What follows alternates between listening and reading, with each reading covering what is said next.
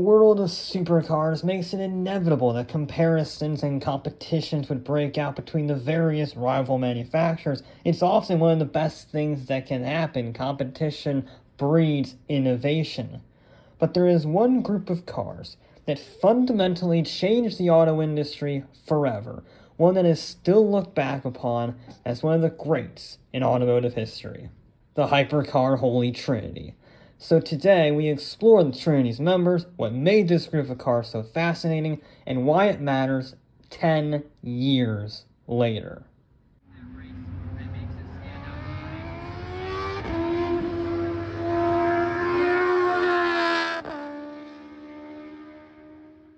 The first of this Holy Trinity was from McLaren with their 2008 P12, commissioned by Ron Dennis to complement their successful Formula 1 program with the most advanced road car ever built.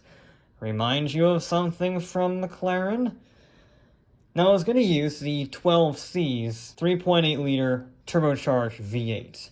But then as Formula 1 began messing about with hybrid systems, P12 would gain a hybrid system, specifically one electric motor paired to its twin-turbocharged 3.8-liter V8. That motor would power the rear wheels during gear changes and help fill in the turbocharger gaps. You know what it doesn't do?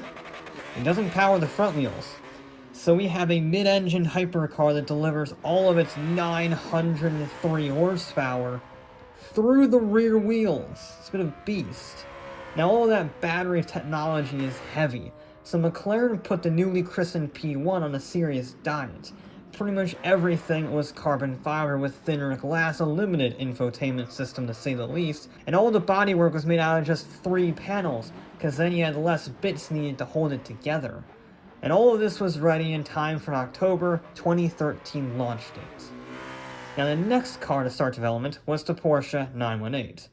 Unlike the McLaren or especially the Ferrari, which we'll talk about in a second, Porsche makes no secret of its development cars, and began telling journalists all about their new car as early as the initial designs in 2010. But they were still playing a few things close to the chest. We knew it was going to be a plug-in hybrid, but the only specifications given was that it would use a naturally aspirated V8 based off their old RS Spider IMSA program, and it would make around 770 horsepower. And by 2012, they confirmed to us what would be released in 2013. It would have a 600 horsepower, 4.6-liter naturally aspirated V8 in the middle, powering the rear axle, with exhaust gases being fired out of top-mounted exhaust. That has nothing to do with the engine layout or the power delivery.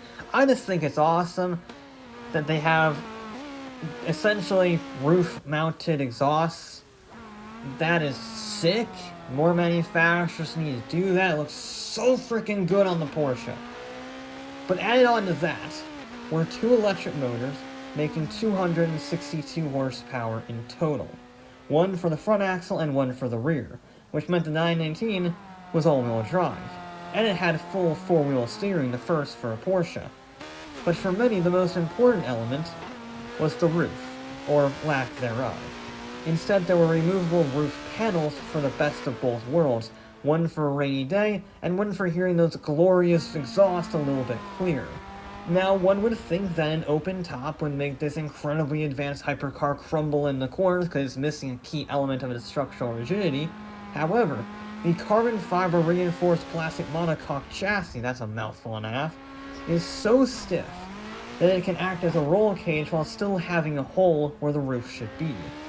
Combine that with the previously mentioned 4-wheel steering, and it was an equally potent machine on the track compared to the McLaren. And then we have the final one, Ferrari. Their first designs date back to April 2011, but technically, the science underneath dates back to the 2005 Ferrari FXX development car. The tech is largely similar to the previous two: immense underfloor aerodynamics, active rear wings, carbon fiber construction, massive Brembo brakes, a 7-speed double-clutch gearbox, and a hybrid powertrain. But it's that powertrain where the real difference lies. The 918 was a naturally aspirated V8 paired with 2 electric motors that can operate independently to drive on all-electric power only. The P1 had a twin-turbocharged V8 paired with 1 electric motor that can also operate independently. The LaFerrari, though. The LaFerrari has a naturally aspirated 6.3-liter V12 paired to a Formula 1 spec kinetic energy recovery system. KERS recovers energy in braking zones to fill the batteries, which then boosts the power levels to their fullest potential. They cannot be separated like the P1 and the McLaren because, quote, Ferrari doesn't believe in electric cars. That one didn't age quite so well. So now that we know the details of our rivals, let's see how they compare to one another in order of P1, 918, then LaFerrari. That's going to be the order for all the specs that I give out, okay? Horsepower, 903, 887, and our first section winner, the V12 Ferrari at 950 horsepower. Next up, torque, 664 foot-pounds, 944 pounds, and 644 pounds-feet of torque. A win for the 918. Most efficient, I mean, they're hybrids. I know it doesn't matter because it's a big, massive 200-mile-an-hour supercar. However, since they're hybrids, I figured I'd include it. Most efficient, 34 mpg, 94 mpg, and 13 mpg, another win for the Porsche.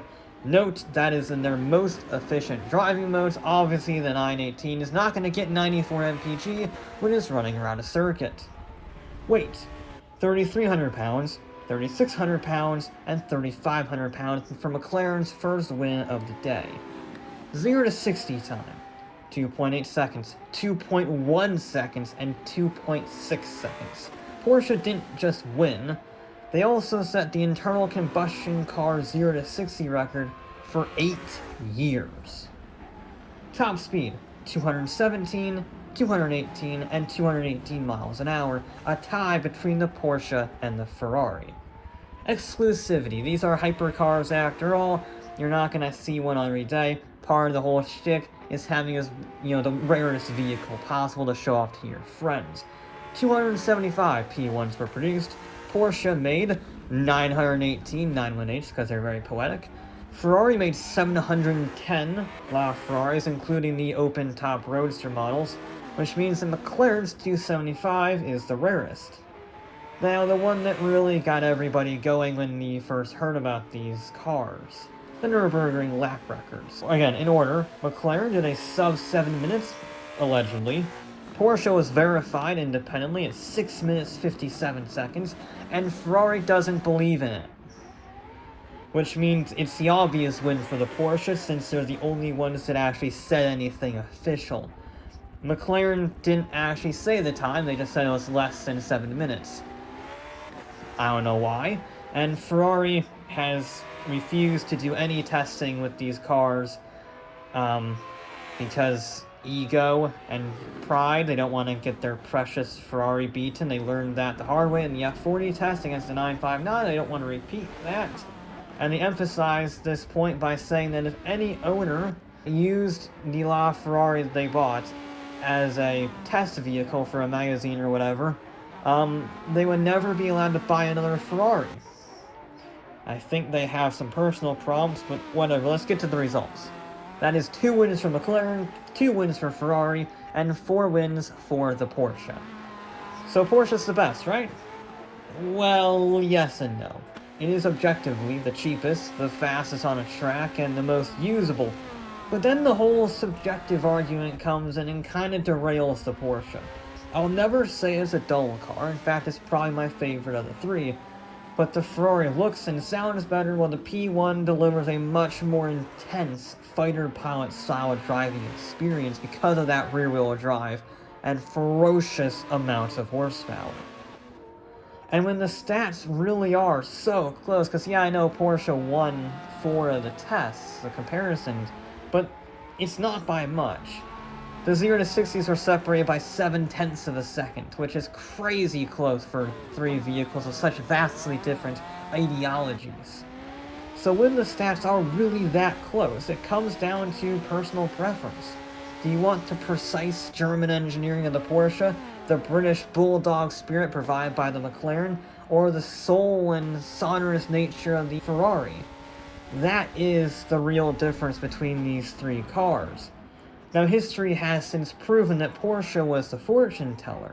with the 918's powertrain setting the baseline for other hybrid supercars like the Honda NSX and the Ferrari SF90. That's gotta sting a little bit. But the LaFerrari and the P1 did their part too. They marked the changeover point from the 20th century era of large displacement V12s and huge turbochargers to the more eco-focused, efficient era of today. So if I can wheel back now to our original question, why do these cars still matter a decade after they all launched? Especially when compared to the hybrid electric hypercars of today from Koenigsegg, Rimac, etc. that have eaten their stats for brunch. Simple. They were the first. Up to this point, a hypercar had 16 cylinders, 4 turbochargers, and, well, 6 zeros in its price tag. These three changed that, barring the price. And they did it while making the hybrid system cool.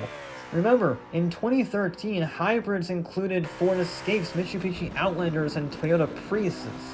Not exactly the end-all be-all of automotive envy. Then here come these three cars that simultaneously blasted those preconceptions onto a different continent. Similarly with what Tesla's Roadster did to electric cars. These three made hybrids exciting, exhilarating, and interesting to think about. And that is something that cannot be understated.